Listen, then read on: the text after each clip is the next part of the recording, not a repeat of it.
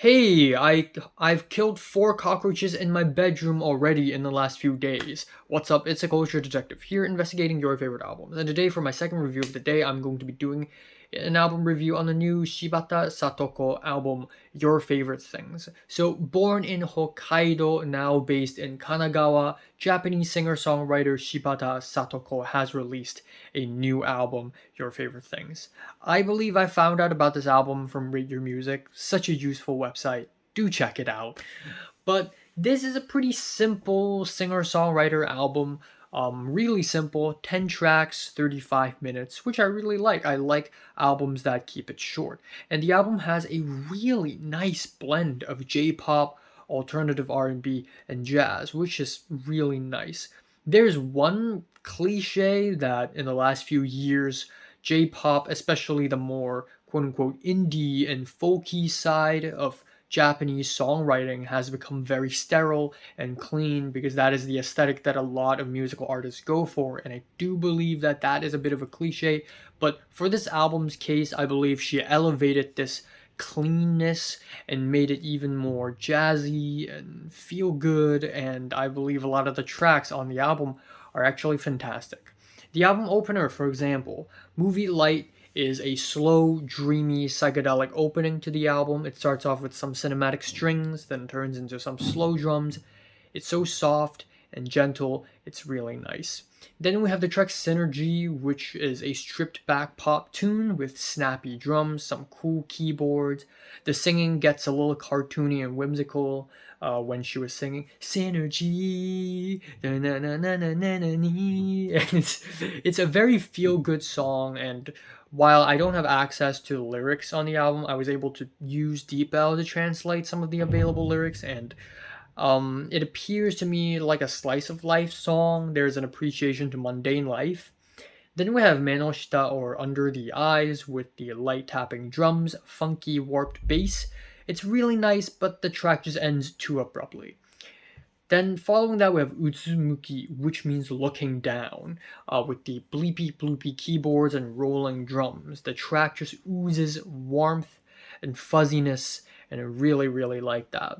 Then we have one of the most interesting tracks on the album, Shiroisu, or White Chair. This track has some of the most charming vocals on the entire album because vocally she glides effortlessly on top of some really funky ass bass. And the bass is so funky and the whole track feels so jazzy. It feels like a Kendrick Lamar beat from To Pimp a Butterfly. And that is a huge compliment. And I don't really understand the lyrics or anything, but from what I can tell, maybe the chair is an allegory for support or maybe fame. I'm not really sure.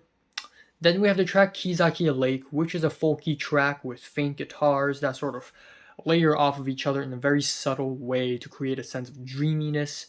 And vocally, she just riffs off on top of the guitars. It feels a little improvised occasionally, and it feels a little forgettable, unfortunately.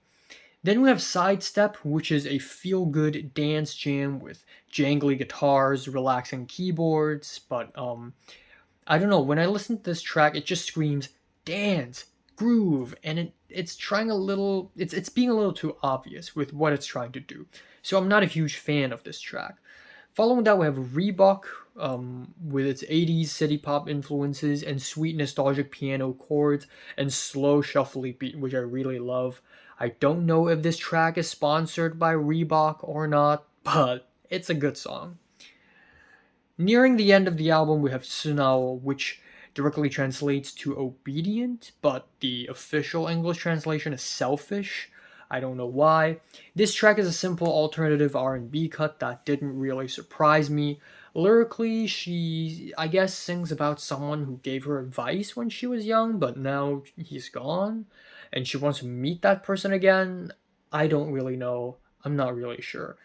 But what I'm sure of is that the album ending is really nice. It's the title track, and it is a very straightforward ending. Essentially, it is a feel-good guitar song in 6/8 time signature with watery drumming. And I like that it doesn't end in a slow, sad ballad, like a lot of albums do nowadays. It's a bit of a cliche as well at this point.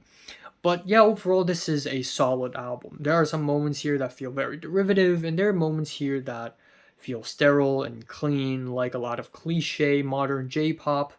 A lot of cliches that are clean and sterile, but overall it is a really good album. Lots of personality here, and I like the raspy vocals. I like the airy, raspy voice that she has. It's really interesting. Kind of feeling a strong 7 on this. Yeah. So listen to the new Shibata Satoko album. Right. So, what are your thoughts? Comments below. Let me know. Subscribe if you want more. Thanks for watching. I'm going to watch Dune Part 2 right now.